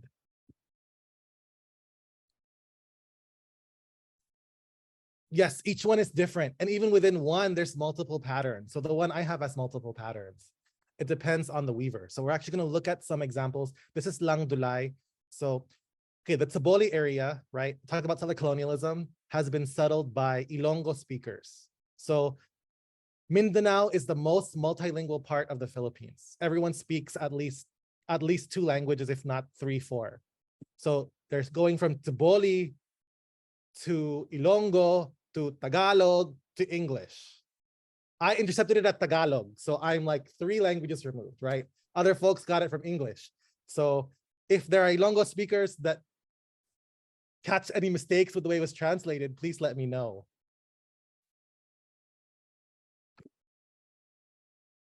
Oh, sorry, this is the weaving first. This is how it's done. All right, next one is the pattern. Strap to her back. So this is the other type of loom, back strap.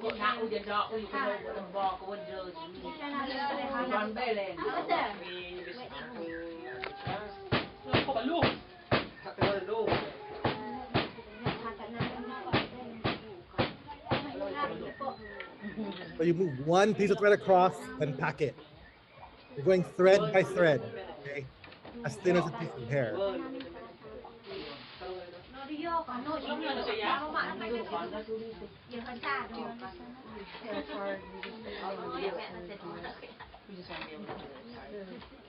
Going back again with one more thread across. Oh, it's hard to do. Okay, so imagine the strain on her back. And this, you know, I think my tinalak is like 9. Sorry, pause this for a second. My tinalak is 9 feet long. So imagine you have to stretch it out, knot all the fabric, dye it, then you do this. So how dare you tawad to buy a tinalak, right? Appreciate the work that goes into it. And when you see the tinalak, the real tinalak, it's shiny. You know how they make it shiny? They get a cowrie shell and they rub the tinalak till it is shiny. So much work has gone into it. It is the work of a community, right? So, you know, it's important to know that, you know, all the work that goes into it. If you see a designer take tinalak patterns and then copy it and use it on their stuff, they are stealing someone's dreams, literally. Right. Here is the weaving patterns of Lang Dulay. Wait a minute.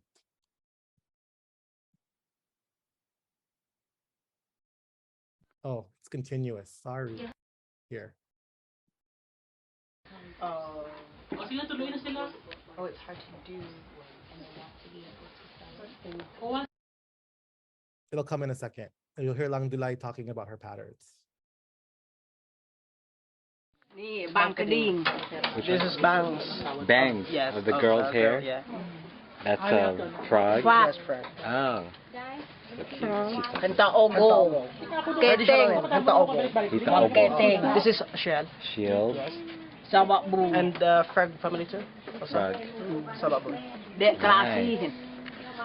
That's rainbow? Yeah, this is the rainbow. What's this one? This one, the banana. Taiwan naman, nabalo do kam dapat ani benlan. Yung may kwinta lang ito na lulo, bilagi ako.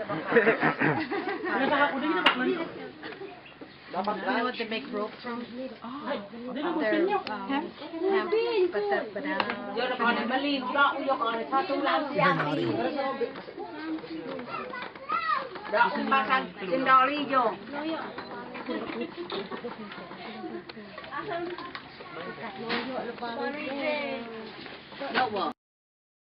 So that was Lang Dulay. Unfortunately, we also lost her too.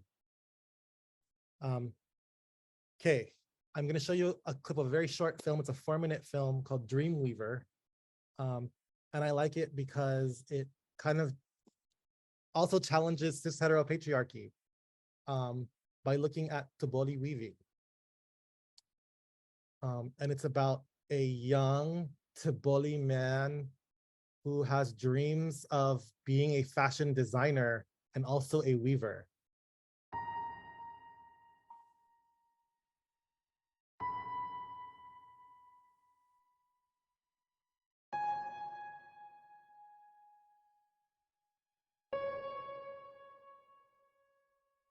And you'll see there in the Sudalo, Abaka goddess. This is like Cebu. In Mindanao, not in Cebu, it's different Cebu.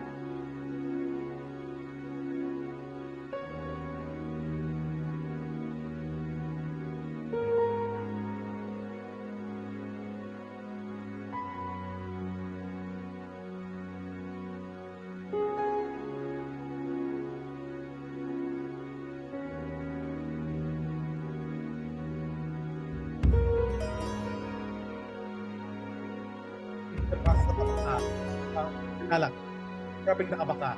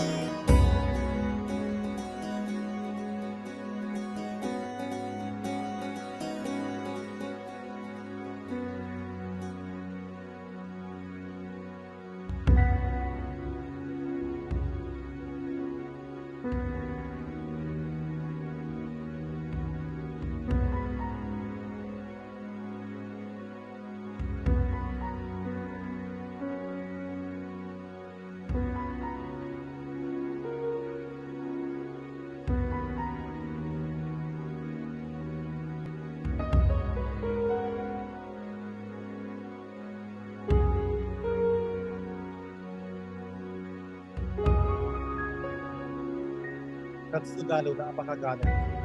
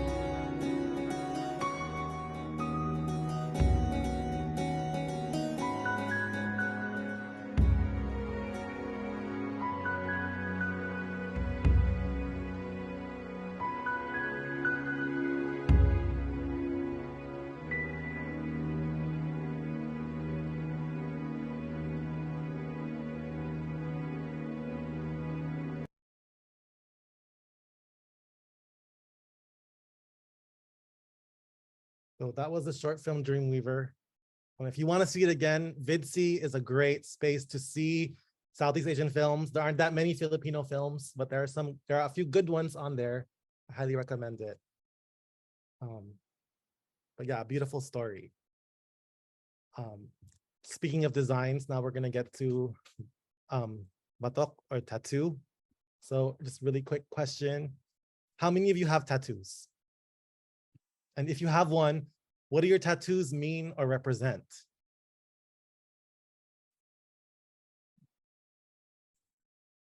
Go ahead, type them in the chat. Yeah, or put an emoji. Just survey how many of you have tattoos. Takot sa karaya mo. Okay, Emily has one. How about the others?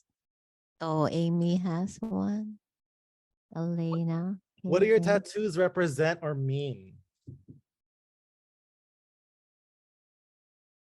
Okay, Cedric wants one with my last name on my back. Okay, Jamie has tattoos. Okay, those of you that are getting your names, if you're getting your name in Baybayin, please lang consult someone that Please consult. yes, consult someone that knows Baybayin. One of my students last year, we talked about Baybayin, and then she's like, Kuya, look at this. She showed me a picture from Facebook, and her cousin has Baybayin in red on his neck. Mali pa naman, it's misspelled. He wanted to say pigsa, strong in Ilocano. It says pigasa. Oh no. I don't know what pigasa means. It sounds like you're trying to say pagasa, hope, but it's hopeless. Amy has baybayin matatag, meaning resilient or strong. Okay. I have 4 butterflies. Okay. To represent my parents and siblings with my Aries constellation. Wonderful. I have Kulitan tattoo, Kapampangan ancient writing system that meant freedom. Katima, sorry, how do you pronounce that, Boogs? Katimawan? Is that Katimawan like from Timawa? Katimawan. Wonderful. Wow. Is that like from the word Timawa though? Like that the class of people, Timawa? Oh yeah. Okay, nice. To be free. So tattoos have meaning, right? And like folks mentioned earlier, like in terms of messages around beauty, oh, don't have too many tattoos or piercings, but we're gonna challenge that. Okay, Spaniards, they first called the natives of the Visayas, particularly Eastern Visayas and Central Visayas, pintados. So according to Magellan's log, the first island conquered and colonized by the Spaniards was Cebu. These are their spellings, okay? Was Cebu. From there, the conquest was started and continued in all the neighboring islands. Those islands are inhabited by people, natives of the same islands called Visayas, or by another name, pintados. For the more prominent of the men from their youth, tattoo their whole bodies by pricking them wherever they are marked and then throwing certain black powders over the bleeding surface. The figures become indelible. They did tattoo the chins and about the eyes. The same author states also that the tattooing was done little by little and not all at once. The children were not tattooed, but the women tattooed one hand and part of the other. In this island of Manila, meaning Luzon, and the Ilocos also tattooed themselves, although not so much as did the Visayans. The Negritos, Igorots, and other independent tribes of the Filipinas still tattoo themselves. The Christians have forgotten this practice.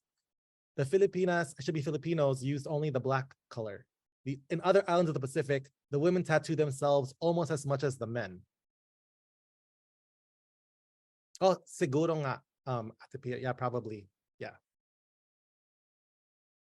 And then this last one always gets me. These natives were tattooed and were excellent rowers and sailors. And although their boats turn upside down, although they're upset often, they never drown. The women are very masculine. They just slid that in there. That's so funny. I am masculine.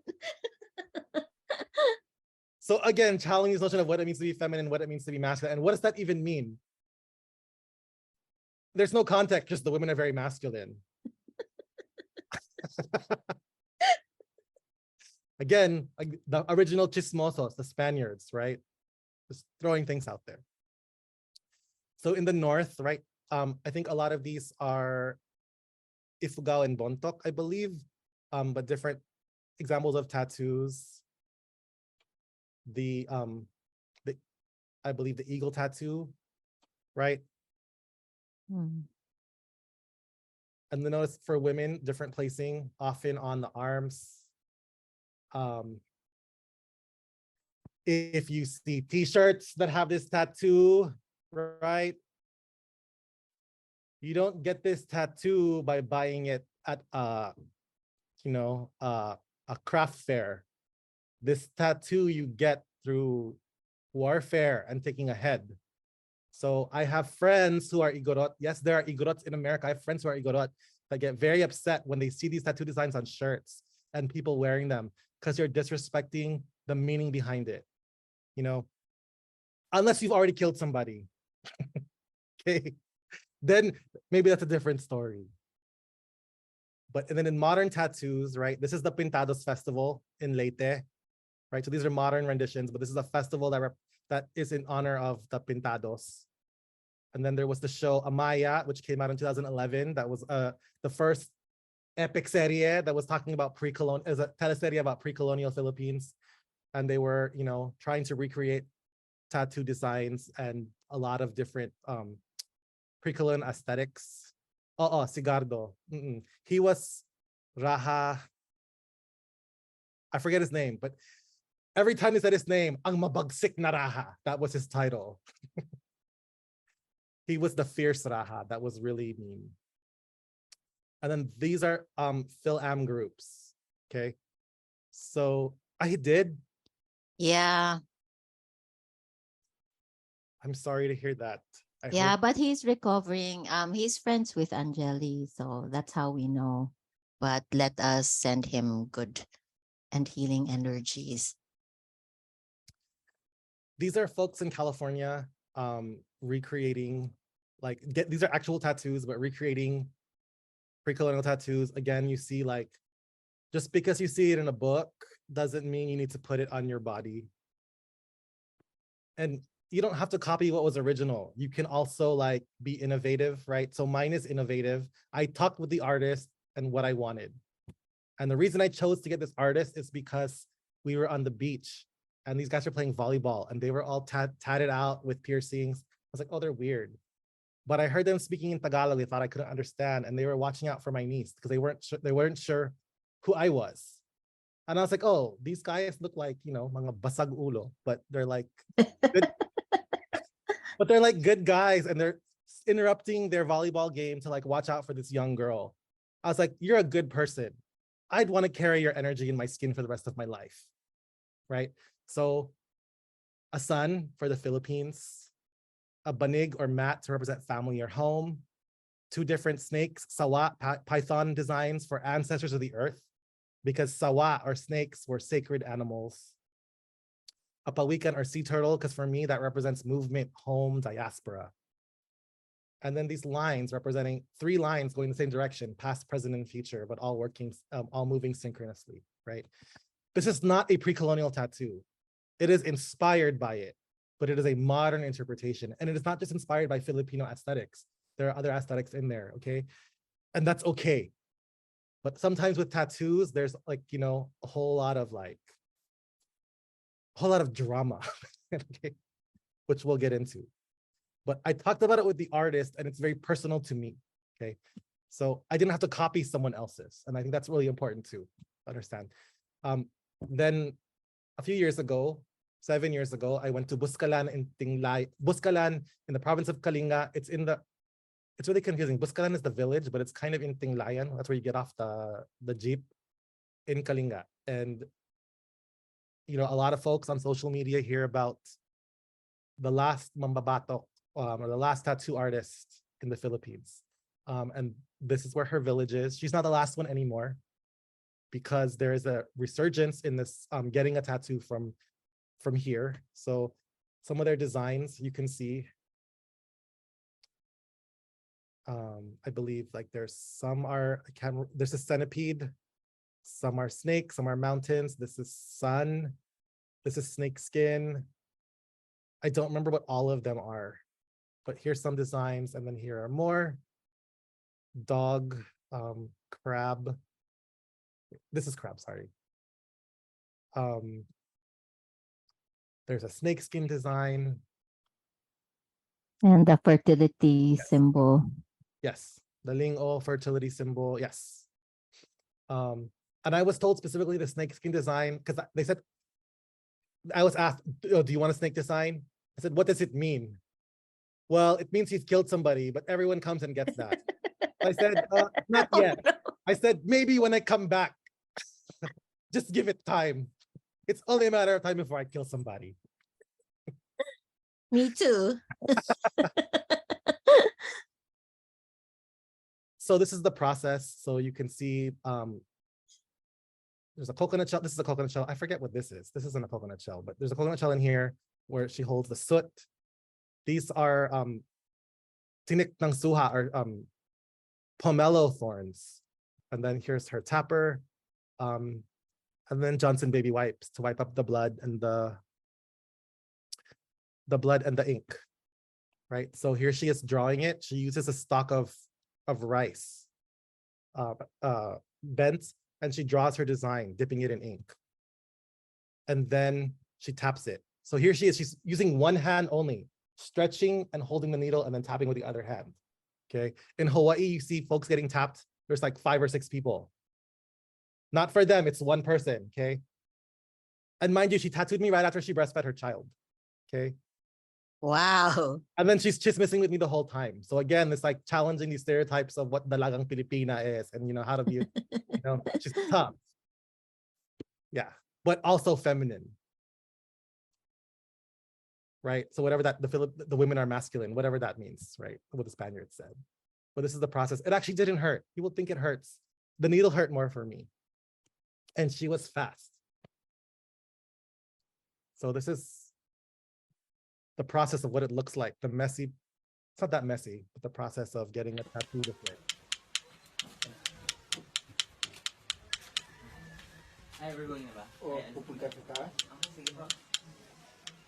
How long did it take? Pasyal muna. All together, an hour and a half. I wanted more, but we were running out of time.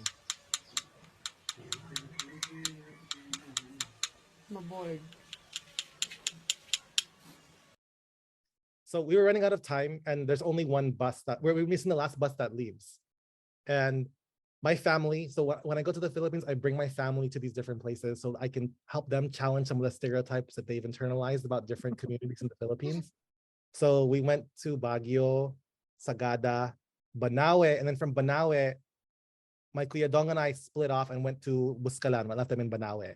But on our way to Banawe, we stopped in Bontoc to change jeeps. And the guy in Bontoc said, he was talking to my uncle, and was like, oh yeah, he's gonna go get his tattoo from the old lady. Oh, the one over there, they're Kalinga. And this guy's Bontoc, no, they're savage. They like to make liquor. And when they make liquor and it's ready, they're gonna cut off someone's head and then have a drinking party. So some uncle believes, right? He's like, are you sure you wanna go? Are you sure you wanna go? I'm like, I'm fine, it's okay. Like, if it's your time, it's your time. At least I got my tattoo. So we went. If I had stayed to finish and get the other piece that I wanted, we would have missed the bus and wouldn't have come when we were supposed to come.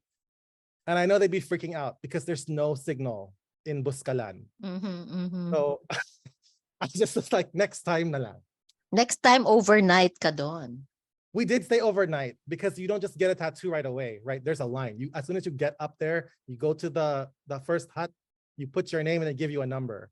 So we arrived. Okay, you're number 7. Okay, what number are you at? 2. Okay, what time is number 7? Baka bukas, right? That's right. You have to let. Hindi naman instant yun eh. Yes, no. Yeah. Your money has no weight. Okay. So decades ago, being tattooed meant beauty for the Kalinga women and bravery for the men, right? For women, it was more than being accessorized. It was their belief that their necklaces and bracelets cannot be brought to the other life when they leave the earth, but their tattoo stays with them. Same thing for men, a tattoo had to be earned through successful headhunting, right? So for certain tattoos, it required that you were able to avenge your family or your community. For Taboli women, same thing. I was taught by Tita Myrna, these jackets are a more modern convention. Traditionally, the women were tattooed and were bare on their chest. So these are like tattoo designs. And she said for them, these tattoos light your way to the afterworld. And for many cultures in the Philippines, your tattoos they shine when your soul leaves your body and goes to the afterlife.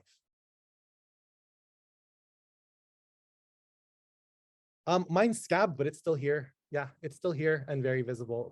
But scabbing is part of the process, especially with the traditional tattoos. So of course you probably heard of Wang Od, right? She was the one that was famous. I just want to point out, Wang Od learned not by apprenticing, but by watching the person who tattooed her. She has both her full sleeves, right? And she just learned from watching as a young woman. She's this month made Vogue Philippines. There are some things in the article that are like a little problematic, a little like essentializing about her, right? I also want to point out her image was also used, I believe it was in Denmark, in a store. It was put up on a wall.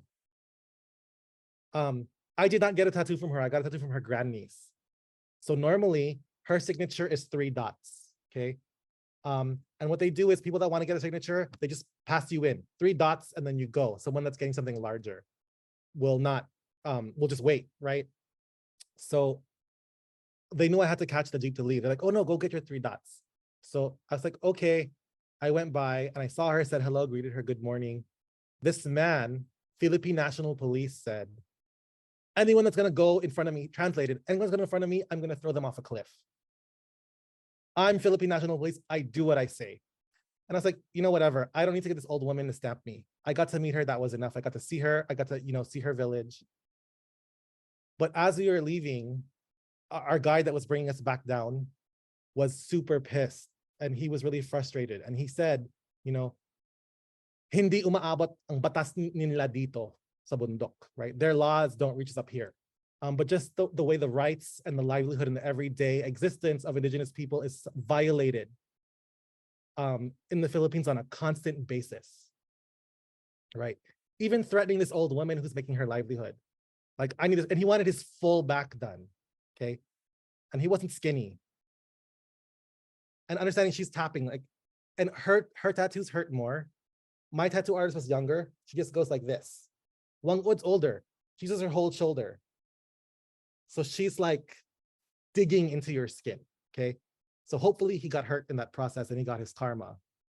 But also just thinking about the pain in her arm and what he's expecting of her and his demands on, you know, it's about his time, not her time. She's an elder, she should be respected. Yeah, exactly, Bang.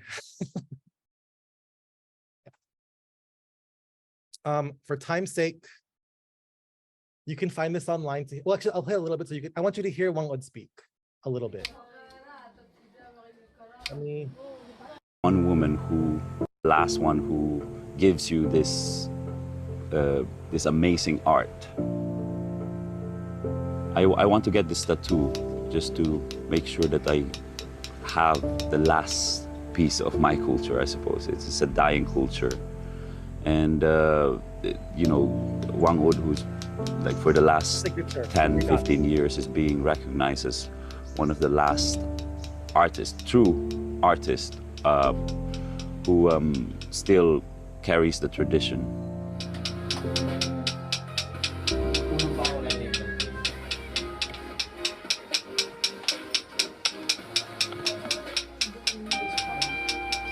Buscalan is located on top of a mountain. Like most of this village, this old ancient village, they're tactically placed where they can see enemy attacks.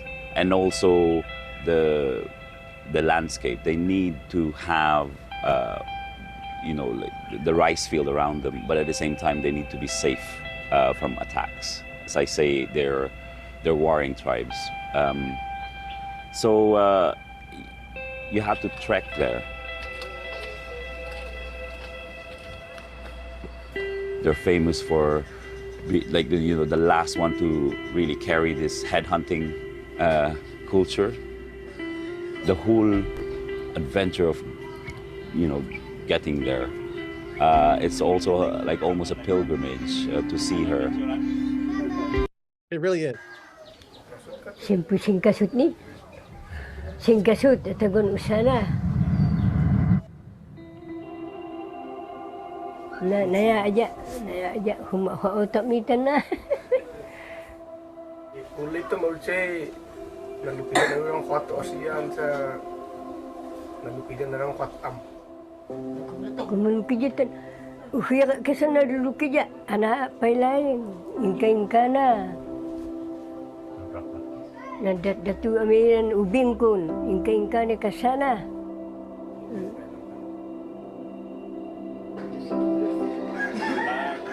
Siya ng papatungan ng laya ija kukway. Sa dahato sabi ART. ART aranan sa way laya ay. Padatua tan sa dun agad asagam tot kasat na ay matoy. Ako siya kanatsay. Taon no agad halito no ang sa kamaw no. Anon sa pailayan. At siya kanatsay na. Sa siya important na hato. Ay, ito ka. Sa dahuhay, sa naya isarugan, si kapahato ng pumateta ko sarugan. At sipay ako sa kihuhay. Sa darugan, si pumatoyad, aron son, pahato tan marabot Sa sara, dosan niya kapahato na tako.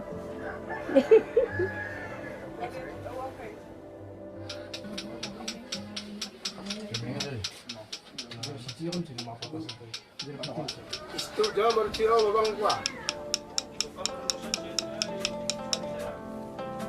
Nana ya, Lulu Anna, Lulu, Nana, Kalamansi, dan tudi. She uses a citrus thorn, and she put this citrus thorn on the top of a stick.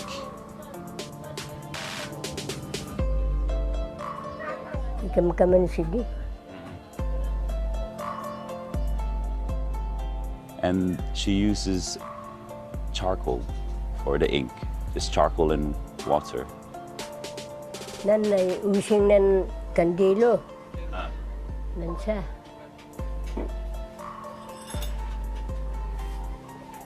Uga at susing, sinaruga. Nanaya. Kamuti. Kamuti. And that's when you know, she does her work. It's kind of pushing in this charcoal inside your skin. And the process as well is infection.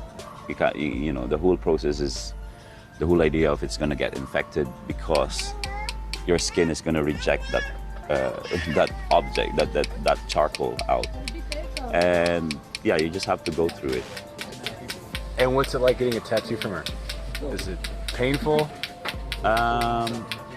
Well, at first, everyone is saying you have to be, you know, you have to make sure that you don't show pain, because the more you show pain, she kind of like makes it a little bit more, you know, harder, hits the needle harder. So at first, we when I feel that she's hitting it harder when you're in pain, then that's kind of when you guys just have to take it and put on this, you know, a face, like a straight face.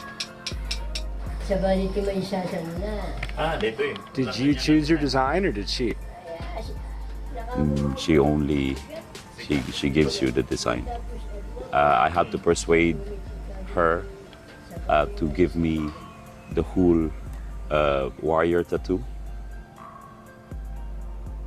For her, she said, you can't have the full one because a warrior tattoo means honor, and what do you have?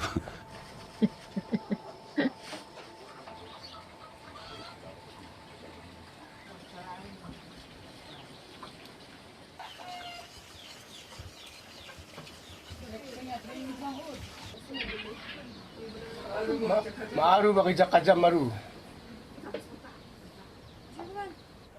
Nakabunga kay atat ja. Mandatatuwa sa na makita sa maid. Ini badua. Siya juga apo. Raon manghato ayutot misubli ayo asaon. Tan mauwi pa ad maid ila iya kay upay. Iya kay o to chichabi subli. Mandatu.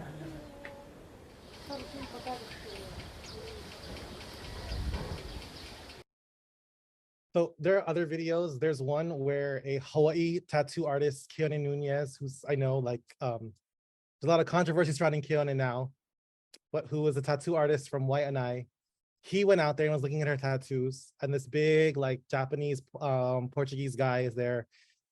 Wang Od, this old elder, right? This Lola grabbed his balls, literally, it's on camera, and said, let's see what you've got. Are you, because he said, I'm bigger than you. You know, my tattoo tools might be heavy for you.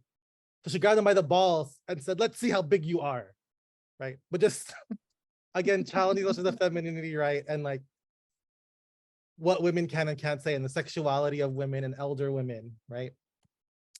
So that's Wang Od. Some of these, this video of Wang Od is also available on YouTube if you want to see the full video. I don't want to keep you like beyond. I feel like I've already been talking too much, but I will send Dr. Arboleda the links to the two YouTube videos I used. Thank you. But reflections for today, okay? There's nothing inherently wrong with getting a tattoo, buying or wearing a malong or other jewelry that helps you connect to your Filipina, Filipinx, Filipino heritage, right? However, please recognize and respect the fact that there is incredible diversity in the Philippines and that these different communities have different relationship to power structures and resources. Some of these communities are in a constant struggle for their survival and basic human rights. So try to source your Filipiniana from sources that directly support IP or indigenous communities, right? In the Philippines, the term is IP for indigenous people.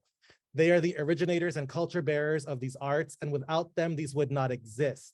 Unfortunately, capitalism and colonialism have placed a value on their goods while devaluing the people and their cultures.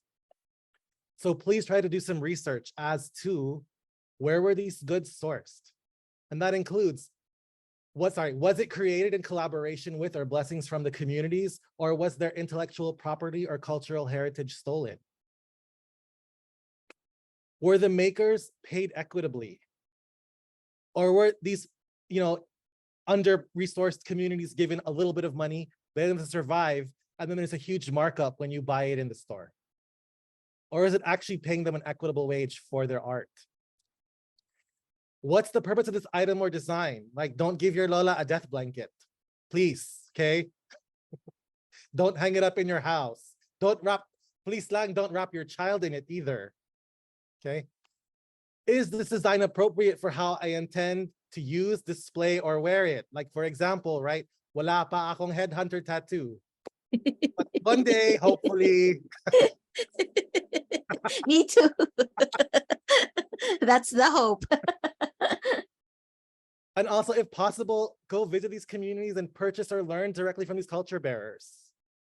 There are folks that go out there. There are ways you can connect to these different communities. So I encourage you to try to do those things and, expand your understanding of the Philippines. If I was just to go with my tita, the Philippines to me would just be the house, the mall, and churches. There's so much more, bring your family, take them there. When I took my family to the Cordillera, my uncle, okay, I'm not trying to shame him, but he literally said to me, I didn't know Igorot had houses. That's his story. And I said, where do you think they live? But it's I know, but it's so common. So it helps dispel some of these colonial narratives and myths that exist in the Philippines, but also in the diaspora. So, again, folks just want to be allowed to express their beauty. So bringing it back to how we started. And that means expressing their hopes, dreams, culture, arts, right? So maraming salamat, mahalo nui loa. Any questions? Yay! Isang bagsak. Isang bagsak.